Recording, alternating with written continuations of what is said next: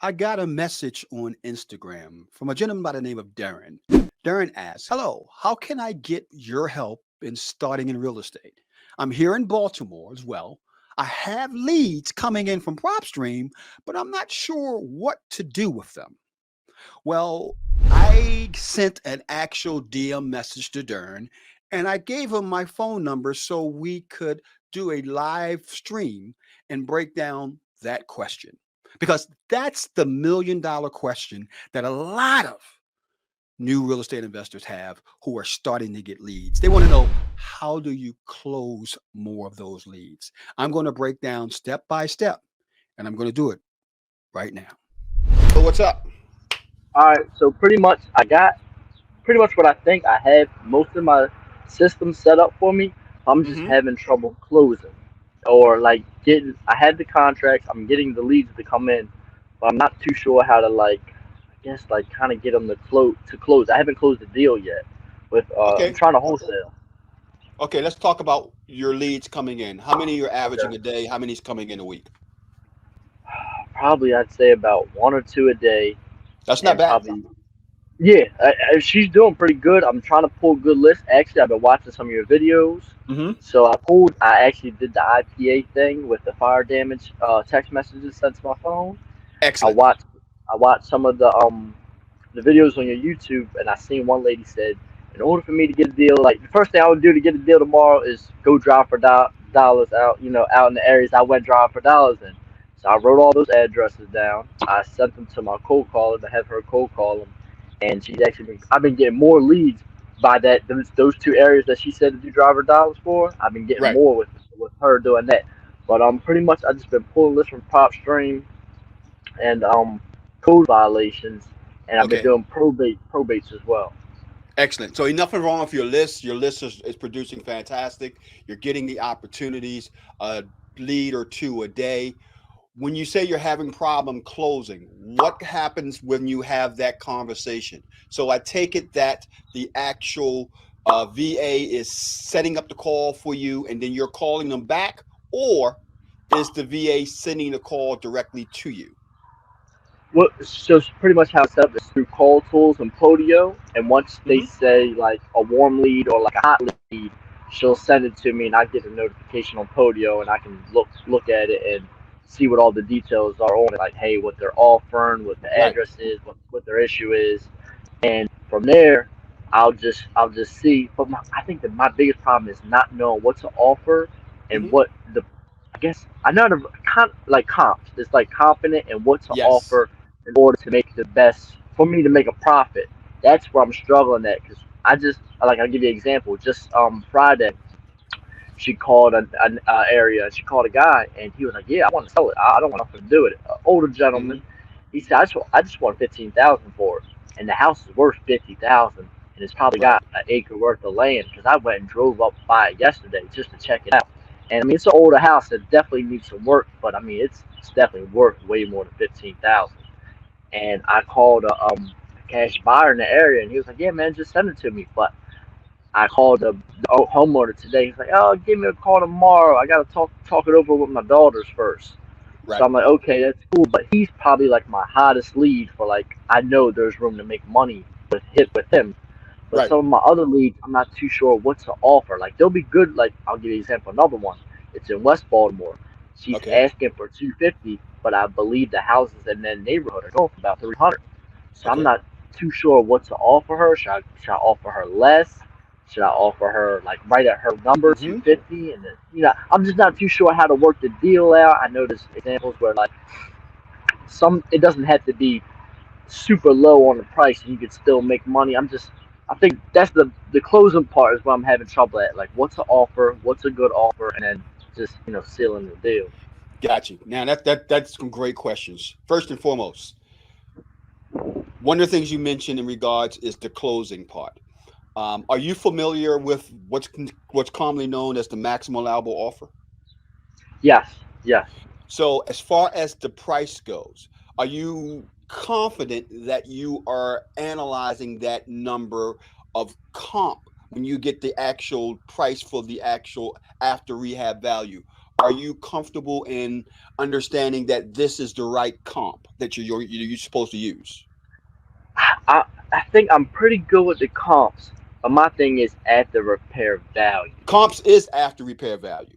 So when you Okay, say comps, we're talking about properties that have been rehabbed. Now, yes, there already are fixed up. two types of comps. There's as is comps and there's after rehab comps. So Okay. most of the time, as an investor, when we talk about the comps on the property, we're talking about the after rehab comps. Hmm. Now, we Right. also use the as is comps as a way to say this is how much I should pay for a wholesale price on the property. So, with that being said, I want you to think of it like this: you got PropStream, and Yeah. now PropStream has the comps back in the system. Yeah, I seen that. So you're able to look at what property sold for as is, and you're able to look at what property sold for an after rehab value. So in Baltimore, we have so many different neighborhoods and so many different price ranges and so on. Yeah. So the proper way that the comp should be structured for an after rehab value. For example, we start off with looking at properties that sold in the last 30 days in that zero point 0.5 mile area. Then we'll move out to a half a mile. Then we'll move out to three quarters of a mile. Then we move out to 1 mile. So that's where we start the comping at. Now, the Okay. comp has to be a property that's been rehabbed that looks like the house we're trying to buy. Now, the house we're trying to buy is an as is condition most of the time, because sometimes you can make opportunities out of deals where the actual property's been totally rehabbed. But most of the time, the comps that we're looking at is an as is condition, and the comp that we're looking to use as a comp is going to be in rehab condition. So Okay. when you say rehab condition, I mean the property look like it's brand new. That should be your comp starting from zero point 0.5 moving out to 1 mile. If you can't find a comp zero point 0.5, you move out a half a mile. You can't find one and half a mile, you move out 3/4 mile. You can't find one and 3/4 mile, you move out to 1 mile. Now, it has to have close to the same square footage, have to have close to the same amount of bedrooms. It don't have to be exact, but it has to be close to it. And the reason why I say that is because if you have a 1,500 square foot house that has 3 bedrooms, 2 baths, and a 1,500 square foot house that has 3 bedrooms and 1 bath, since you do have a house that has 2 baths, then if the layout is the same, you're able to put another bathroom in there Yeah, because you you can got the turn that same into square footage. So you should be able to put the same amount of amenities in that property. So makes that's the sense. first part, making sure that the comp you're looking at, one, two, three, how many comps you have, are actual comps that represent that property that you want to buy. Now, once you understand that that is a right comp, for example, the house you want to buy is 75,000 and the comp Hmm. says 250,000 on rehab houses. Now it's just a matter of moving down to the next number.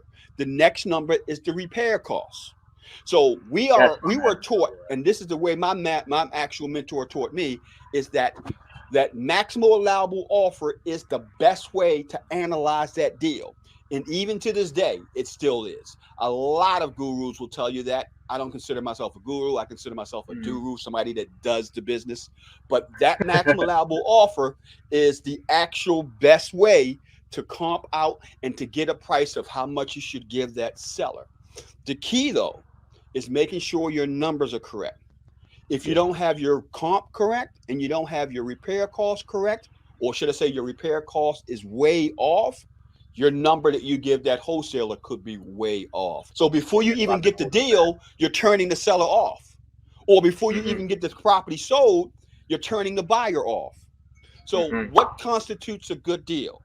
In Baltimore, the numbers can go anywhere from 60% all the way up to 80%, depending on the exit strategy. Now, what I'm talking about is, you know how when you do the formula, after rehab value times 60, 65, 70, 75, 80. That's what I mean between 60% to 80%, Yeah, especially I when the understand. market was hot. When the market was hot, you could go as high as 80% in certain neighborhoods, especially if the deal was a good buy and hold deal.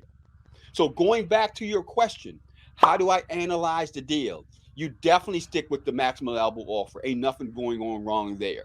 You have to make sure that your repair cost is close to the valuation. It doesn't have to be exact. You don't want to be I think the rehab cost is going to be $40,000 for my rehabber when it's actually $80,000. So you Yeah, can't that's what be. I'm having trouble determining. Yeah, a good and easy way to determine that is basically you can bring a contractor into a property that you're looking at, or a property that he's looking at, and just pay him $50, $75 to make what you call a cheat sheet, a sheet that you can use to estimate the rehab of a property. I got one that I can Okay. send to you, so I'll make sure I'll send it over to Yes, you. please, please. But that's the way you can make it on your own. You just basically tell that contractor, hey, if you got any properties you're working on, I'll pay you $50. And we walk through that property, and I want you to break down what the cost is to rehab this house. And you just use that as a cheat sheet. You don't have to do it with 5 or 6 or 7 properties, just one contractor, one property. It doesn't have to be your property. It could be a property that he's working on. But that's all you need to do to get that first cheat sheet together. And then with practice, by walking through properties, you'll be able to analyze the cost at least close enough. Yeah, get That's the the key. estimate down pat. Exactly. Now, once you have the estimate of repairs, it's just a matter of what am I going to do with this property? Am I going to wholesale it for a rehabber? Am I going to wholesale it for a buy and hold investor? Or am I going to basically do some type of owner structured financing on this Hmm. deal? Well, if it's going to be for a wholesaler, then you got to look at that. I mean, a rehabber, you got to look at that neighborhood and say, is this a 60% RF neighborhood, 70% RF neighborhood, 75% RF neighborhood, 80% RF neighborhood? Most of the time in Baltimore City, good neighborhoods, you're looking at somewhere between 70 and 75% in Okay. Baltimore City most of the time in the good neighborhoods. So what do I call a good neighborhood? A good neighborhood is a neighborhood that doesn't have any board ups. That's Mm, what I constitute as a good neighborhood. yeah. So when the market was at its hottest, it's starting to calm down a little bit. Gotta, But when the market gotta was come at down. its highest, I could go for rehab deals. I could go as high as 70% or 75% ARV to that homeowner. So I'm going to make sure my numbers is very accurate. I'm going to make sure my comp price is right. I'm going to make sure my repair cost is close, and then I'm going to use 70 or 75% after rehab value. Now, the last part of that process is how much should I put in as my profit? Mm, I like to use an equation that I've been using for years with myself and my mastermind students, and that's this: if the value of the after rehab value is $150,000, I can make or expect to make between $5,000 to $7,000 on that property, provided I got it at a good number. Now that your actual profits can be higher than that, but I'm looking at mm-hmm. that number as a baseline. 200,000, I want at least 10. 225,000, I want at least 12. 250,000, I want at least 15. So that's the $250,000 ARV, $225,000 ARV, Mm-hmm. $200,000 ARV. Now that's a baseline. That actual profit could be a lot more than that, depending on how Yeah. low you got the property for. But as a baseline, that's what I'm looking at as a profit. Now, the last part is when I'm talking to that seller, I'm not giving them an option in regards to, well, when can I come by your house? You never say that. I talk Mm. about this in my video. You say, well, Mr. Jackson, what would be a good time for me to come by your house tomorrow between 4 and 6? Let them know what time. Let them know I'm coming. What time's good. Yeah, but you don't ask them, hey, can I come? When can I come to your property? Because the answer you get for them could be, you can come by in 3 weeks. You don't Yeah. want to wait 3 weeks. You No. want to No. control the negotiations. You want to control that process. That property you talked about, $15,000 valued at Yeah. $50,000. That Yeah. could be a good deal for somebody. That could be a really Yeah. good deal for somebody. So that would be one where I would be on top of that seller as much as I possibly could. Yeah. I The just got off teller, the the phone with seller, them. right? The seller said they got to talk to somebody. They'll get back with you. Okay, Mr. Jackson, no problem at all. What would be a good time for me to call you Tuesday? What would be a good time for me to call you Wednesday? I didn't just leave it up to the seller to say, I'm going to call you back when I'm finished. I Hmm. let them know I'm going to call you back on Tuesday. I'm going to call you back on Wednesday. Why? Because I want that seller to think urgency. Yeah, I don't want and that's anybody. what he told me. Yep. He said, I don't "Call want me back any. tomorrow." Perfect. I don't want anybody else to come in and try to swoop that deal up. Yeah, I don't. I definitely don't. So you're doing great when it comes to the leads coming in. You're doing excellent when it comes to your VA. Sound like your VA is getting you 1 to 2 leads a day. Man, you Hmm. can't beat that. That's fantastic. That's 10 leads a week. Yeah, However, if you're getting 10 leads a week, you should be closing 1 lead a week. yeah, I should be. I should You be, and that's what I want to get to. you should be at a 10% mark. And what do I call a lead? A lead is somebody that says, "Yes, I want to sell." A Hmm. lead isn't somebody that just, I don't know, let me think about it, yada. That's not a lead. Somebody that says, "Yes, I want to sell," that's considered a lead. So once that person says, "Yes, I want to sell," you should be excited and you should understand, man, I got to keep in touch with this person. I got to continue the rapport that I did with this person in order to get them to say yes. I got to continue with this process. And that process means put that person in a follow up campaign. Your process with that seller is this: when can I come by, see the property tomorrow? I can come by at 9. I'll be there at 9. When you come there, you make sure you take your paperwork with you. Because when you Hmm. have your paperwork with you, you let that seller know, if we can come across agreement today, let's get this paperwork done. Sign. Let's see the sign. Up until the time when I have them sign the contract, it's only paperwork. Once they sign the contract, I let them know this is a contract. Now, the reason why I do that is because people have a problem when they look at a contract, they want to get a lawyer involved. But when you Hmm. say, let's deal with this paperwork, it puts them more at ease. Yes, it's trying to avoid the word contract. Well, Oh, initially I do. Initially I okay. do. Not that there's anything wrong with my contract. There's nothing at all. I've been using the same Yeah, yeah, contract just for the 50 word. years. Yeah, But that word sometimes put that homeowner on a defense. yeah, it's And uneasy. you, Yeah. exactly. So and you don't want to have that. So going back to your original question, what I would do is first of all understand that the neighborhood I'm in is a 65%, 70%, 75% neighborhood. That's what my Okay. actual percentage have to be against my actual ARV. And Okay. get more at ease with your repair costs. If you do that, the math will do the rest of the work for you. Yeah, You that's don't that's have what to I need work. to work on. Yeah, that's all you have to do. Just if you just do that, I'm going to send you over a cheat sheet I did for Baltimore City and Baltimore County for estimating Okay. repair costs. I'll send that over to you. Yes, But please. that's mainly it, because everything else that you got is working perfectly. You're doing the best list from PropStream. You're getting driving for dollars. You're getting leads from that. I love the code enforcement. I love probate. You're doing the fire damage list. You got everything else lined up perfectly, man. Now it's just a matter of closing those Yep. numbers. You should be closing 1 deal a week, 4 deals a month. Honestly, man, no. I kind of just needed someone just to kind of help me out with that a little bit. Kind of. I mean, I feel like I've been, just I don't know. I just feel like I've been everything's been good. It's just that last part. It's kind of needed like someone to hold my hand to walk me through. Like, hey, this is what you need to offer her.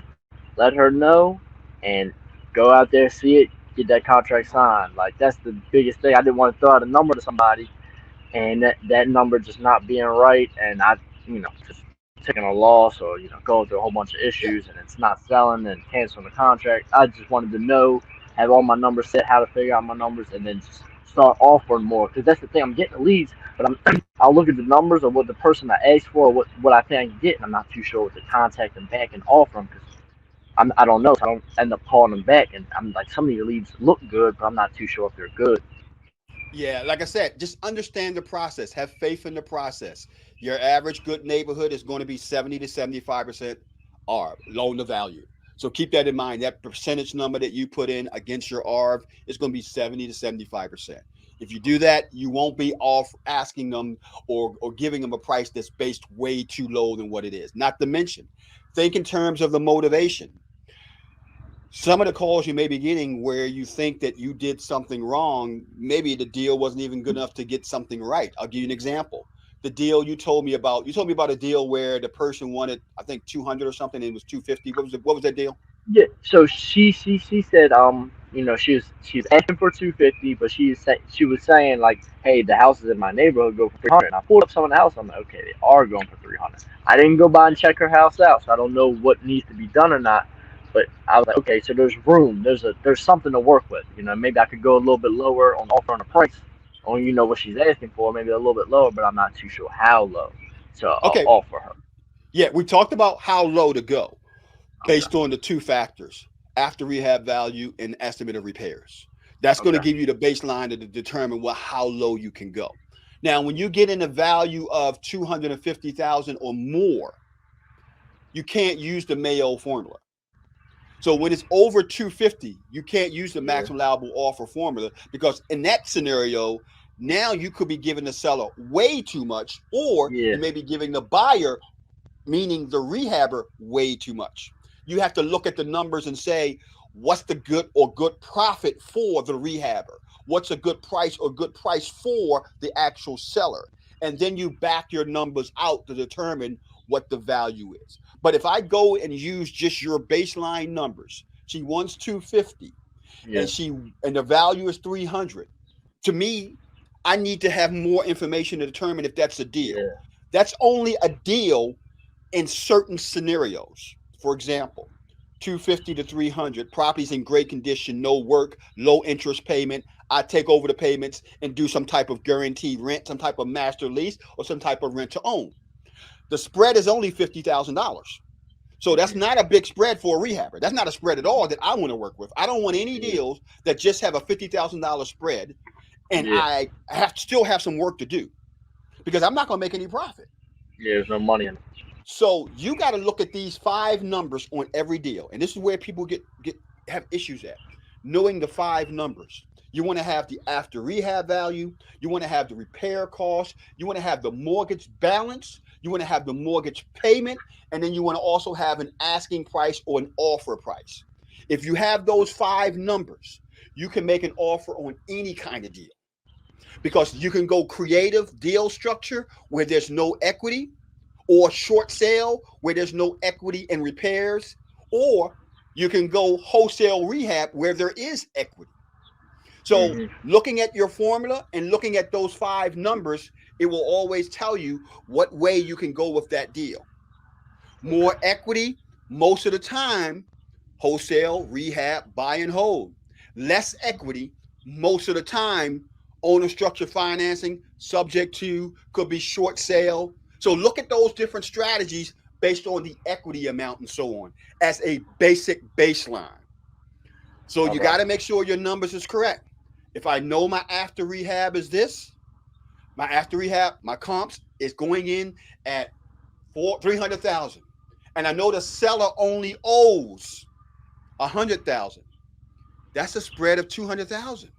Hmm. So I'm not worried about the fact that she asking 250 if she only owes 100, because eventually that seller could sell for how much you need. She can go as low as 100. So if I can get her to go to 200, if I can get her to go to 185, I can get her to go to 150, I got a deal. Yeah. So don't Yeah. look at the number that she's asking. Look at what number that she's in at on her mortgage balance, on her mortgage payment. And that's going to tell you whether or not there's a deal there. So the key here is getting all the numbers. When you build that rapport, there's no problem with asking, what's your mortgage balance? What's your mortgage payment? You get those two numbers, that's going to go a long way into figuring out if there's a deal there. So my question to you would have been, okay, what's her mortgage balance and her mortgage payment on the lady that has a property worth 200, that has $250,000? I didn't. I did. I There don't. you I go. don't remember. I don't remember. So, not that you didn't remember, I'm not going to say anything wrong with that, but most investors don't know to ask that. Most Okay. investors don't even ask that, Yeah, I because did. they're taught by the gurus that, oh, all you need is an after rehab value, and all you need is just the repair cost, and then you percentage that times this and that. That's how you figure it out. No, as a transaction engineer, You need to know all of these numbers because that's going to help you structure the deal, especially in this type of market that we're in. People saying we're in a recession, we're not in a recession. However, I've been through three of these type of corrections. That's what I call it. And the investors that can pinpoint the numbers, the investors that can bring in really good deals are the investors that's going to last the longest. Hmm. And the number one strategy in a high interest rate market is going to be creative financing. So I would tell you to build up your knowledge on creative financing. I would tell you definitely talk about, learn what I've talked to you about when it comes to dealing with the actual numbers for repair costs and understanding that in this Baltimore market, you could have a 65, 70% ARV on one street, 3 blocks over is 75%, 4 blocks over from there, it's only 60% because there's a bunch of board ups. So keep Hmm. that in mind. Then everything should work out pretty good, man. All right, do you come to the meetup events we do each month? No, I don't. Where's it at? We got one coming up this month. Actually, it's Saturday. My wife and I Oh, we're doing one at one of the properties that one of my mastermind students have, Augusta Avenue. It's going to be Saturday morning at 10 o'clock hold on, let me write this off. The ad Saturday morning, 10 o'clock. at 1252 North Augusta Road, right off of Emerson Avenue. You said let me. What was it? 12, 1252. 12:52 Augusta Ave, Saturday at 10 o'clock, right? Yeah, as a matter of fact, if you go to, like I said, we do this meetup group every month as a way to give back to the community. We do it the fourth Saturday of every month. This month, we just happen to be at one of the properties that's being rehabbed. Okay. Normally, we're at a hotel, the Best Western Hotel and Okay. Conference I Center. know. We're normally there, but this month we're going to be at that property that one of my Oh wow, students is actually that's rehabbing, that's great, man. and we're Dang, going to yeah, go I'm over definitely all this coming. stuff we're talking about. Oh Yep. man, I'm definitely coming. You know I'm there. Yeah, we're gonna go over Oh man, all I this stuff appreciate you're it. coming, and make sure you introduce yourself to us. Oh, of Um, course I will. Trust me, I will. so, like I said, we're gonna go over all of this stuff. It's gonna be an intensive on how to rehab, what's working now, what marketing strategies are working now, all that stuff we're gonna be talking about at this actual meetup this month. Okay, man. Dang, thanks. I'll see you then, man. I'll see you Saturday. You can also go to the website www.therealdealmeetup.com. That's The when you'll real know about deal. our meetings every month. Just put in therealdealmeetup.com. Deal.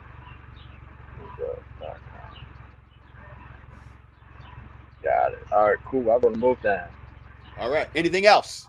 Nah, that's it, man. I appreciate so much for the call, man. It's kind of hard, getting information from anybody, especially starting out new. It's kind of hard for me to just figure it all out on my own. I don't really got nobody to help me. No problem. Hey, you got somebody right now. If you come Yeah, across yeah, yeah, yeah, anything, yeah. you think is good and you want to join venture, you want to talk over, let me know. I'm always here. Cool if I it's cool if I send it to you. Absolutely. Just call me up and let me know because, like I said, sometimes I miss my text messages. So if you Yeah, want to yeah. send me something, hit me up with a phone call and say, "Hey, I just sent you something. Take a look at it." All right, well, I'm gonna send you some deals then. I'm gonna send Yeah, you. we're always looking for rehab stuff. We're looking for some other stuff in regards to areas in Baltimore City, Baltimore County, and Washington D.C. All right, okay, cool, perfect, man. Pretty wow, Okay, yeah. Darren. Good. All right, thanks, man. See you. No problem, man. Take care. All right, you too. All right, thanks, man. See you Saturday. All right, see you.